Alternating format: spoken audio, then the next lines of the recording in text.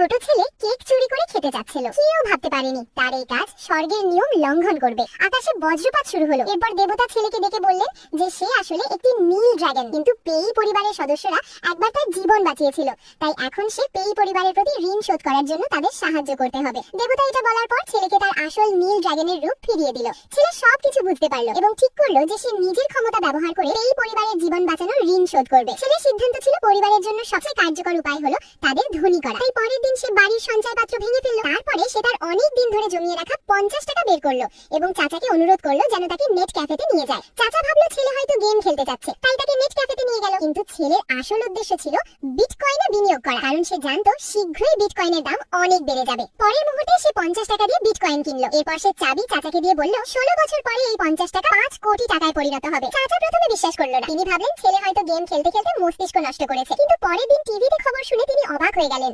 Bitcoin এক রাতের মধ্যে 1000 গুণ বেড়ে গেছে। গতকালের 50 টাকার মান এখন 700 টাকা। তখন চাচা ছেলের কথা সত্যি প্রতিশ্রুতি বুঝতে পারলো। চাচা দ্রুত ছেলের বাড়িতে গেল, কিন্তু তখন ছেলেকে বাবা মা শাস্তি দিচ্ছিল, কারণ তারা দেখলো সে বাড়ির সঞ্চয়পত্র চুরি করতে যাচ্ছে। ছেলের উদ্দেশ্য ছিল বিটকয়েনের চাবি, বাবা মা ভেঙে দিয়েছে, ফলে সে বড় অঙ্কের অর্থ হারিয়েছে। আজ সে স্টক মার্কেট থেকে আবার চেষ্টা করতে চাচ্ছিল, কিন্তু বাবা মা তাকে নিয়ে গেল। তারা জোর করলো যেন সে পড়াশোনায় মন দেয়, কিন্তু ছেলের পৃথিবীতে থাকার সময় মাত্র 7 দিন, তাই সে দ্রুত পেই পরিবারের ভাগ্য পরিবর্তন করতে চাচ্ছিল। তখন চাচা এসে উপস্থিত হলো। বাবা মা তাকে দোষ দিল যে সে ছেলেকে নেট ক্যাফেতে নিয়ে গিয়েছিল। চাচাকে সরাসরি সমাধির কাছে হাঁটু গেড়ে বসতে বাধ্য করা হলো। ছেলেকে স্কুলে পাঠানো হলো, কিন্তু সে পড়াশোনায় মনোযোগ দিতে পারলো না। সে পালানোর চেষ্টা করলো, কিন্তু গার্ড তাকে আটকালো। সৌভাগ্যক্রমে চাচা ঠিক সময়ে এসে উপস্থিত হলো। এবার সে দৃঢ়ভাবে বিশ্বাস করলো যে ছেলে যে উপায়ে অর্থ উপার্জনের কথা বলেছে তা সত্য। সে নিজের স্ত্রীর সঞ্চিত 1 লাখ টাকা ছেলেকে দিয়ে বিটকয়েনে বিনিয়োগ করতে চাচ্ছে। কিন্তু যখন তারা স্কুল থেকে পালানোর চেষ্টা করলো, বাবা মা আবার ধরে ফেললো। তারা দুজনকে ধরে স্কুলে ফিরিয়ে নিয়ে গেল এবং শাস্তি দিতে চাইলো। তখন হঠাৎ স্কুলের প্রধান শিক্ষক এসে উপস্থিত হলো। প্রথমে তিনি ভাবলেন ছেলে হয়তো শুধু স্কুল ফাঁকি দিচ্ছে, কিন্তু চাচা বলল